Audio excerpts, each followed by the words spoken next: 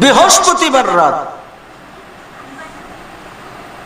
আজকে সামান্যতম সময় প্যারা নবী মুস্তাফার আলোচনা শুনব, ধর্ম শিখব, এই আশায় আমরা মজলিসে উপস্থিত হয়েছি।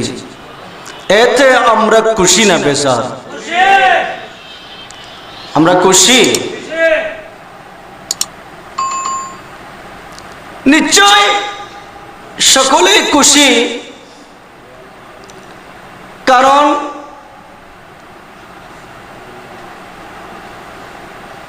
একেবারে নাজুক পরিস্থিতিতে আজকে আমার ছোট ছোট ভাইরা আলা হযরত স্মৃতি পাঠাগারের উদ্যোগে এই মাদ্রাসা ক্যাম্পাসে মাহফিলের ইন্তজামটা করলেন। নিশ্চয় তাদেরকে মহব্বত করেন, আল্লাহর হাবিবের মাহফিলকে আপনারা ভালোবাসেন, তাই উপস্থিত হয়েছেন।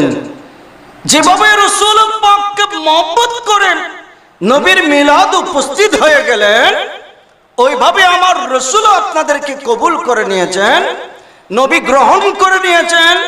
আল্লাহর হাবিব বলেছেন, তাফাক্কারা সাআতিন খায়রুম মিনাল ইবাদাতি 60 সানা। উম্মত দুনিয়াদারি করার জন্য, ব্যবসা বাণিজ্য করার জন্য, দুনিয়াবি জোর জানলার কারণে তেমন বেশি ইবাদত বندگی তোমরা করতে পারো না। আমি নবী মুস্তাফার মাহফিল যখন শুরু হয়েছে, তোমরা কাতা কম্বল আরামের ঘুম ত্যাগ করে যখন নবী মুস্তাফার মাহফিলকে সুন্দর করার জন্য বসে গিয়েছো, আমি নবী বলেছিলাম আল্লাহ তোমাকে 60 বছরের জীবন দিয়েছে। এই 60 বছর জীবনে ইবাদত করে, নফল ইবাদত করে তুমি যতগুলি সওয়াবের অধিকারী হয়েছো, আর আমি নবী মুস্তাফার মাহফিলে 1 ঘন্টা বসার কারণে এতগুলি সওয়াব তোমার আমল নামায় লিখে দেওয়া হয়েছে। এতগুলি সওয়াব আমল নামার মধ্যে লিখে দেওয়া হয়েছে মুস্তাফার মিলাদ পাকে বসার কারণে। অতএব এই মুস্তাফার মিলাদের প্রয়োজন আছে কি নাই? বলেন না, আছে কি নাই? কার কার কাছে নাই হাত তুলে দেখান তো দেখি। আর মুরব্বি নওজুদে আমাদের আছে, আমাদের যাদের নাই এদের কাছে মিলাদও নাই, শহাদায়ে কারবালাও নাই, উরুস পাতিও নাই, আর যাদের কাছে আছে তাদের জন্য এইগুলি হলো ঈমান। ঠিক কিনা বলেন না? তো আল্লাহ পাকের দরবারে শুকর আদায় করছি। আমার ভাই শত ব্যস্ততার মধ্য দিয়ে জসিমউদ্দিন সাহেব কষ্ট করে পটিয়া পৌরসভা থেকে আপনাদেরকে দেখার জন্য চলে এলেন। দোয়া করবেন, ওনার আম্মাজানের জন্য দোয়া করবেন, আহলায়ালের জন্য দোয়া করবেন। দ্বীনের পথে, খেদমতের পথে যে ভাবে রয়েছে, আজীবন যেন এইভাবে থাকতে পারে আল্লাহ কবুল করুন। বলি না আমিন? আরো জোরে বলি না আমিন? আজকে অন্যান্য সময়ের মতো আজকের সময়টা ভিন্ন। এই কারণে প্রথমে মাহফিলে এসে হতভম্ব হয়ে গেছি যে মাহফিল কোথায় হবে, কোথায় আয়োজন করলো। কারণ আমাদেরকে এতগুলো যে আগে ভাগে শিডিউল নিতে হয় দাওয়াত দেওয়ার জন্য, আবার আমাদের নির্ধারিত একটা ভিজিটও আছে। তো এরা যেভাবে আয়োজন করেছে হতভম্ব হয়ে গেলাম। তারপরেও কিন্তু আল্লাহর হাবিবের মাহফিল এরা বাদ দেয় নাই, যে কোনো কিছুর বিনিময়ে মুস্তাফার মিলাদ প্রতিষ্ঠিত হয়েছে। তো আল্লাহ ভাইদের এই ইন্তজামকে কবুল করুন, সকলে বলি না আমিন? আরো জোরে বলি না আমিন? অতএব পবিত্র কোরআনুল করিমের একটি আয়াতে কারিমা তেলাওয়াত করেছি, হাদিসের রাসূলের একটা হাদিসের অংশ বিশেষ তেলাওয়াত করেছি। আমি লম্বা চওড়া অন্যান্য দিনের মতো আজকে বক্তব্য রাখবো না, আজকে একেবারে অল্প সময়ে কিছু গুরুত্বপূর্ণ কথা বলবো। অল্প সময়ে কিছু গুরুত্বপূর্ণ কথা বলবো। কথা হবে, সময় হবে কম, কিন্তু কম সময়ের মধ্যে কথা বলবো বেশি। তো যা আলোচনা হয়েছে, যা আলোচনা হবে, এই অনুযায়ী আমাদেরকে আমল করার তৌফিক দান করুন। সকলে বলি না আমিন। একটু মহব্বত নিয়ে জোরে সুরে আমার পেয়ারা নবী মুস্তাফার দরুদ শরীফ পড়তে হবে। এরপর ইনশাআল্লাহ আমরা তাকরীর শুরু করব। আল্লাহুম্মা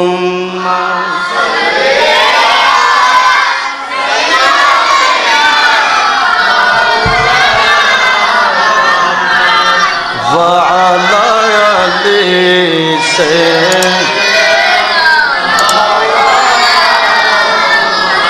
আল্লাহুম্মা সাল্লি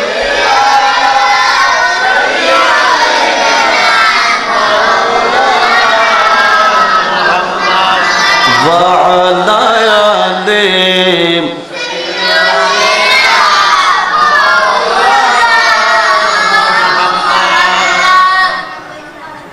আওয়াজ হচ্ছে না, আরো মহব্বতের আওয়াজ বের হতে হবে। আল্লাহুম্মা জোরে জোরে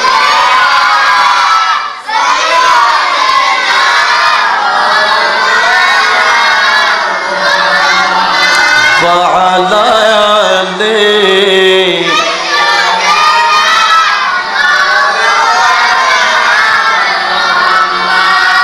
ইচ্ছা করিলে দয়াল নবী তাকিতে পারতে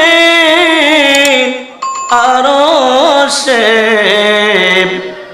উম্মতেরি মায়ায় পড়ে সোয়ে আছেন মদিনায়। আল্লাহুম্মা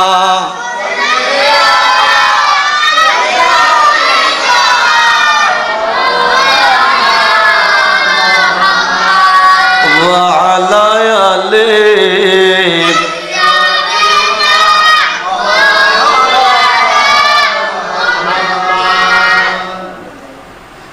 যা হোক, এটা হলো সফর মাস। কি মাস? এটা সফর মাস। ইমামে আলা হযরতের মাস। সুবহানাল্লাহ। একজনে এতগুলি মানুষ আপনার উপস্থিত হলেন, কি সুবহানাল্লাহর আওয়াজ দিলে আল্লাহ রাব্বুল আলামিনের দরবারে কি ট্যাক্স দিতে হবে? যদি ট্যাক্স দিতে না হয়,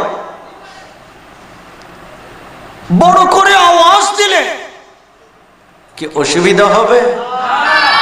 তাইলে মোহব্বতের কণ্ঠে একটু বলুন সুবহানাল্লাহ। আল্লাহ খুশি হয়েছে না বেজার হয়েছে? শয়তান খুশি হয়েছে না বেজার হয়েছে? আমরা শয়তানকে খুশি করার জন্য এখানে আসছি নাকি বেজার করার জন্য? যদি বেজার করার উদ্দেশ্য হয় তাহলে আওয়াজ দিয়ে মোহব্বতের কণ্ঠে বলতে হবে। সকলে বলি সুবহানাল্লাহ।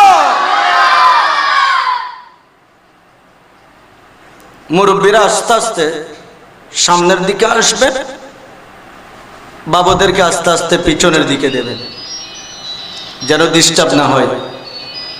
সালাতুন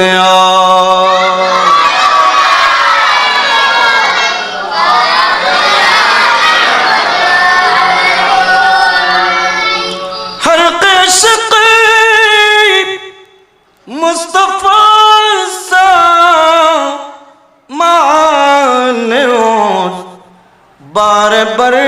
দর গশায়ে দাও মানে ও সাদাতুনে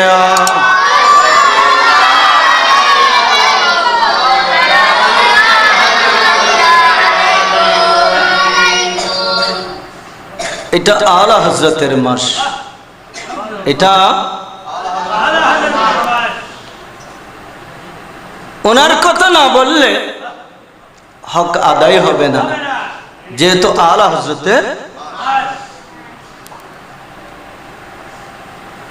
উনি চতুর্দশ শতাব্দীর মুজাদ্দিদ ছিলেন।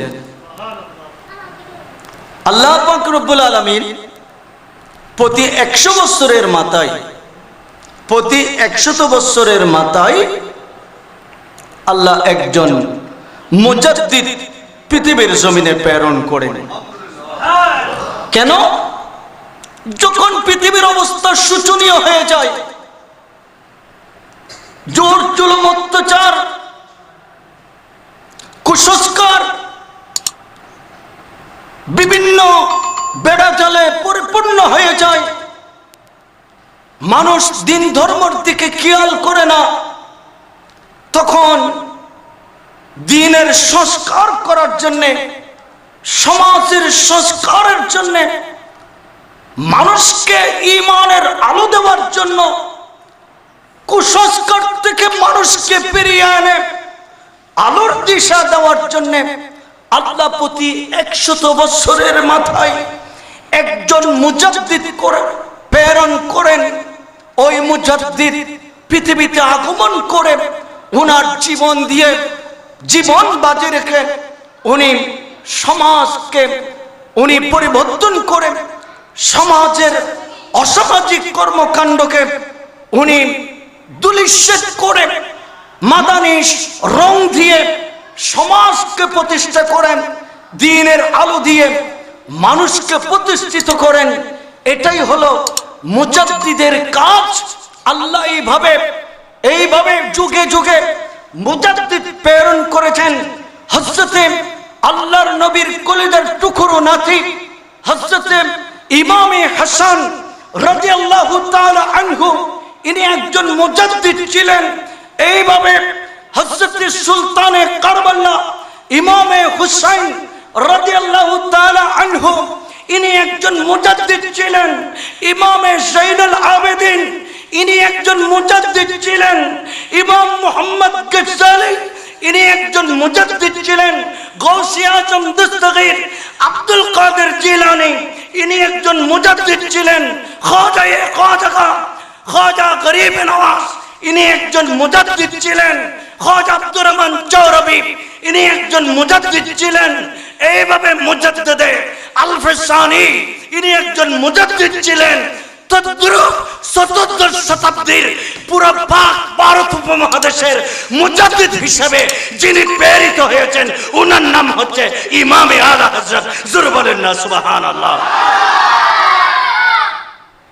উনি হলেন ইমামে আলা হযরত। উনি হলেন কি ইমামে আল্লাহ ওনাকে এমন একটা ক্যাপাসিটি দিয়েছে, যেহেতু উনি মুজাদ্দিদ, এদের ক্ষমতাটা পৃথিবীর মানুষের মধ্যে সম্পূর্ণ আলাদা। মুজাদ্দিদদের ক্ষমতা সম্পূর্ণ আলাদা। ইমাম আলা হযরত ইমাম আহমদ রেজা ফাজলে বেরলভি আলাইহির রহমা, উনি ওনার একটা আলাদা ক্ষমতা ছিল, ক্যাপাসিটি ছিল। উনি ডান হাত দিয়েও লিখতেন, উনি বাম হাত দিয়েও লিখতেন। উনি ডান হাত দিয়েও লিখতে জানতেন, উনি বাম হাত দিয়েও লিখতে জানতেন। 24টা ঘন্টার যে কয়েক ঘন্টা শুধু ঘুমাতেন, বাকি সময় উনি লেখনির কাজে ব্যস্ত থাকতেন। উনি ডান হাত দিয়েও কিতাব লিখতেন, বাম হাত দিয়েও কিতাব লিখতেন। ভক্তরা তাকে জিজ্ঞেস করলো, হুজুর আপনি ডান হাত দিয়েও লিখেন, আপনি বাম হাত দিয়ে ও লিখেন, হুজুর বাম হাত দিয়ে লেখাটা মাকরু, বাম হাত দিয়ে লেখাটা মাকরু। আপনি বাম হাতে লিখেন কেন? আপনি তো ডান হাতে লিখতে পারেন, বাম হাতে লেখার প্রয়োজন কি? তখন ইমাম আহমদ রেজা উত্তর দিয়েছিলেন, ও আমার ভক্তরা, ও আমার প্রেমিকেরা, ও আমার অনুসারীরা, আল্লাহ আমাকে ডান হাতে লেখার ক্ষমতা দিয়েছেন, আল্লাহ আমাকে বাম হাতে লেখার ক্ষমতা দিয়েছেন। যখন আমি মুস্তাফার শানে কথা লিখি, যখন প্যারা নবী মুস্তাফার প্রেমের কথা লিখি, যখন মুস্তাফার মর্যাদার কথা লিখি, আমি ডান হাত দিয়ে লিখি। আর যখন দুশমনের রাসূলের কথা লিখি, আমি যখন আমার নবীর বিরুদ্ধে যারা ছিল এদের কথা লিখি, আমি তখন বাম হাত ব্যবহার করি। আমি কোনোদিন যে দুশমনের রাসূলের কথা ডান হাত দিয়ে লিখি নাই, আমি আমার জীবনে বাম হাত দিয়ে লিখেছি। উনি ছিলেন ইমাম আলা হযরত। কি কষ্ট পাচ্ছেন? বলেন না, আপনারা কি কষ্ট পাচ্ছেন? আল্লাহুম্মা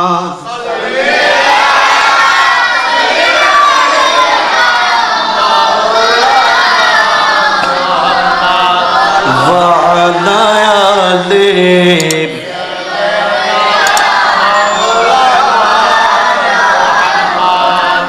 सबसे अगला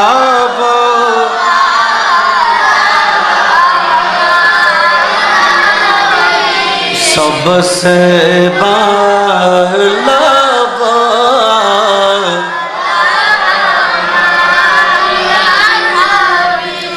अपने मौल का प्यारा हमारा नबी, अपने मौल का प्यारा हमारा नबी, दो आलम का दुल्हा हमारा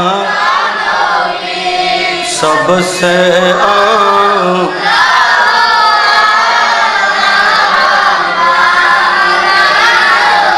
सबसे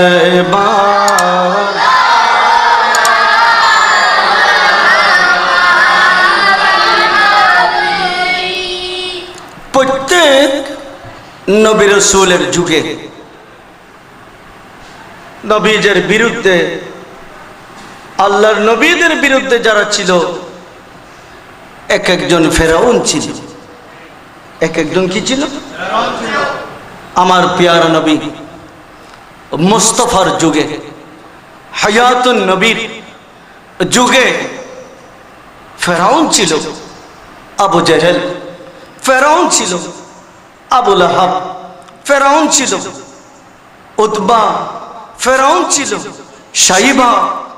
এইভাবে এরা আমার নবীর শান, ইজ্জত, আজমতের বিরুদ্ধে সব সময় মক্কা মদিনায় এরা কথাবার্তা বলতো।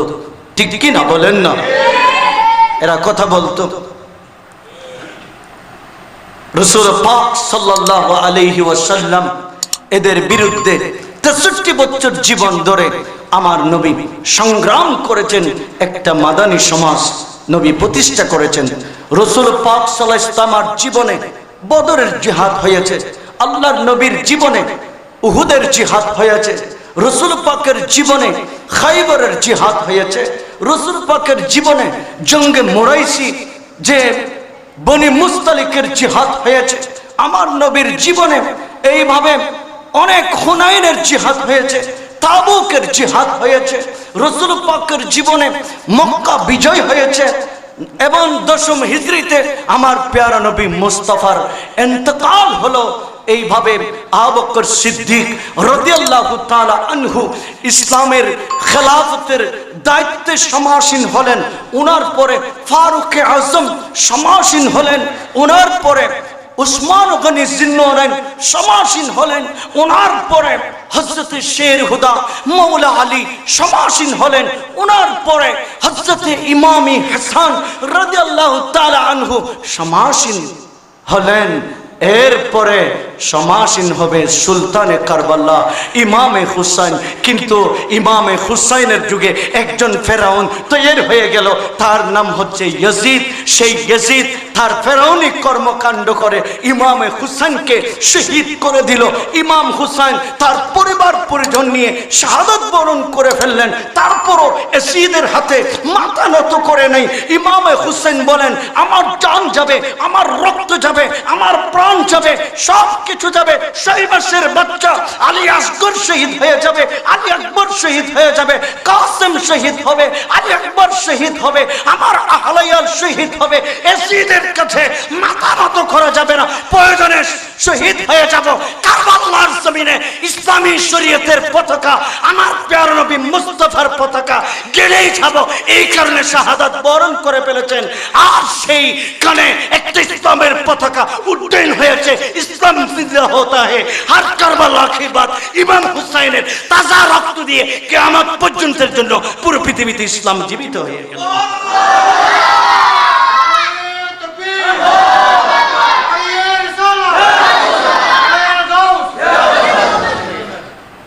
ইমামে হুসাইনের যুগে ফেরাউন ছিল। আর যখন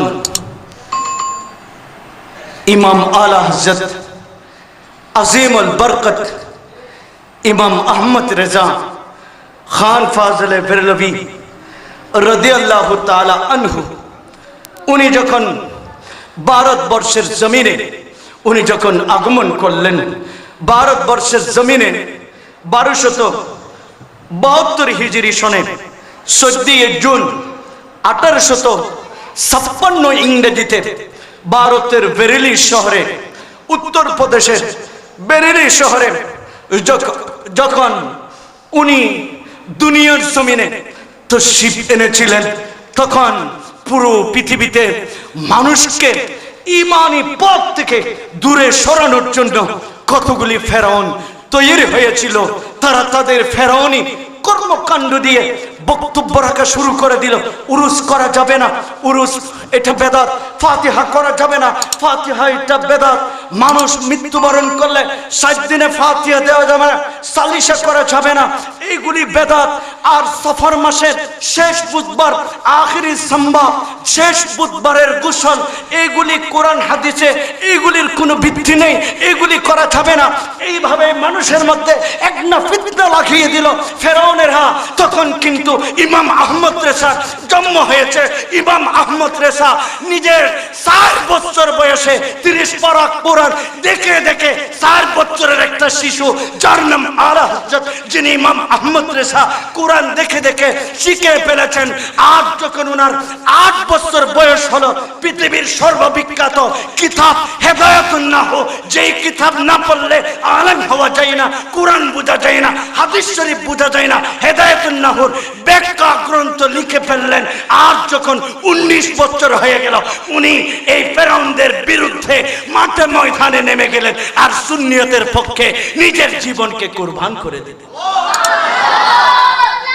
উনি হলেন ইমামে আলা হযরত। জোরে বলেন না সুবহানাল্লাহ। উনি হলেন কে? বলেন না, উনি হলেন কে?